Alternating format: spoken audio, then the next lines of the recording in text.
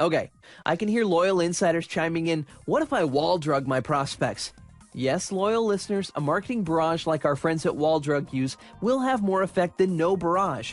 But imagine a marketing barrage with a pinpoint accurate marketing message. That's powerful. Stop fighting the fight without those big guns in your arsenal. Pen the right marketing message and wall drug your prospects. Number 6. Why wall drugging works. First of all, winning by forfeit. Chances are excellent. Other competitors aren't putting nearly as much effort, time, or money into it. They're just not. You're the one showing up. You're the one coming back. You're the one coming back. You're the one coming back. You're the one coming back. You're the one coming back. And guess what? You're going to win by forfeit. Nobody else is even showing up. Every once in a while, you get this little measly mailer from your competitor. It looks like fly poop. It's so small and smelly. It just doesn't make any sense that you can't win by showing up on a consistent basis. Now, here's the next one, consistency credit. Consistency in marketing effort equates to consistency in service delivery in the mind of the prospect. If you hit them every month, or you hit them every week, after a while they start to draw a conclusion in their mind that says this company must have something on the ball. I see them over and over and over and over, and they equate your ability to hit them with marketing with your ability to actually fulfill and do whatever it is that you happen to do, whether it be selling insurance or wood supply management or bedding or point of sale or physical therapy clinics or whatever, okay? Important. Keep that in mind. Now, next, Oscar Robertson syndrome. This is an interesting point. A complete history, however impressive it is, isn't nearly as impressive as the ongoing here and now. The idea here is that by putting it in their face on a consistent, ongoing basis, they're going to rate you as better at producing and doing what you say you do than if you had the opportunity to sit in front of them and give them the full presentation. Now, it doesn't mean you don't want to sit in front of them and give them a full presentation. Obviously, ideally, you're going to do both. In fact, ideally, obviously, the repeated pounding is what's going to afford you the opportunity. But here's what I hear all the time. Let's go to the bedding manufacturer I talked about earlier. He's only got 50 prospective customers. And here's what he says. Well, when we get in front of them, we put on this tremendous dog and pony show, and it's just a huge benefit. I said, okay, well, let's think about this for a minute. Let's say that you were able to go sit in front of Kohl's stores, one of their prospective customers, okay? You with me here? And this is $2, $3, $5, $8, $10 million contract on the line here. So they're going to sit down, and they're going to show them all this great bedding. Now, how many other companies could come in and show a bunch of great bedding? A lot. Could they come in and they do it more creatively, more interestingly? Absolutely. But think about that buyer sitting there watching this dog and pony show. He's watching this, she's watching this going, okay, you've got bedding, that's cool.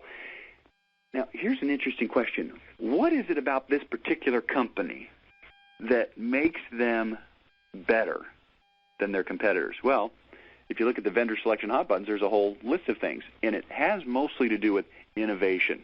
You say, well, what do you mean innovation? This bedding company, believe it or not, is extraordinarily innovative, meaning they innovated putting certain types of packaging together. They innovated putting little samples of cloth at the point of sale at JCPenney so you can feel the sheets before you buy them. They innovated putting multiple pieces into one package. They innovated putting clear wrappers around it so people could look at it. All these little things, you say, well, okay, big deal. In their industry, it's a big deal, okay?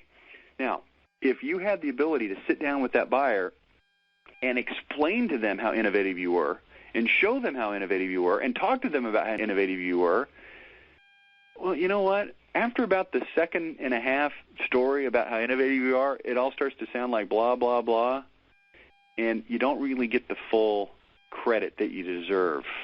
Now, if we take that message and we spread it out over one postcard per week, and we hit them again and again, and a case study and examples and pictures and backstories and case studies and examples and customer testimonials and backstories and more stuff, and here's what we do, and here's why we're innovative, and here's something we did, and here's those cloth things, that was us, and all these different things, and you hit them again and again and again and again and again and again and again and again and again and again and again.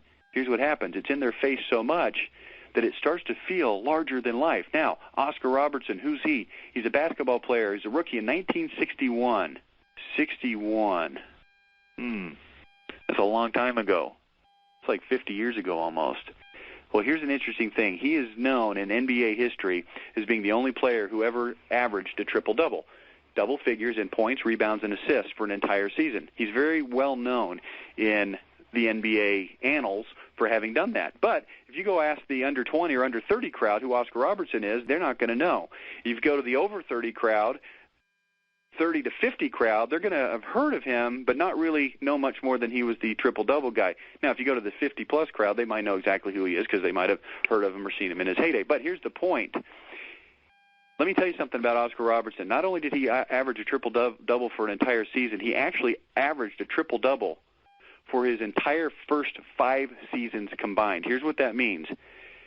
There was only one of the 5 seasons where he actually averaged a triple-double for the entire season. But the other 4 seasons, he only missed it by a fraction. So, for instance, I think he had something like 9.9 assists one season. So he missed technically the triple-double that season. But if you take the entire first 5 seasons and you average it out, it was a triple-double for the entire 5 seasons.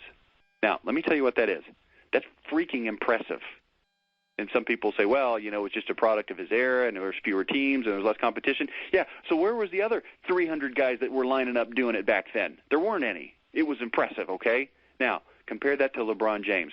Interesting thing about LeBron James, everybody knows him. You don't have to know jack about basketball. You know who LeBron James is. You might not know much about him other than he's a famous basketball player, but you know who he is. And if you are a basketball fan at all, you see him on commercials. You see him on ESPN. You see him dunking. You see him at all of these different places. You see him over and over. He's in your face constantly. And if you ask people who's the greater basketball player, the answer is going to be hands down, no question, it's going to be LeBron James. And here's why. Because he's in our face constantly. Now, if you're counting on showing up at the trade show or showing up at the sales presentation and giving them the full firepower and fury that is known as you, that's good. But you're going to look like Oscar Robertson, this guy who, yeah, that looked pretty good, and wow, that sounded pretty impressive, but not nearly as impressive as the in your face. Do you have a better understanding why wall drugging is so effective? You aren't fighting just one battle. A superior force at the point of contact is a tactical advantage, but upping the number of contact points can win the war too. Besides, the more contact you initiate, the more contacts your competition isn't initiating. You are the superior force because you're the only one on the battlefield.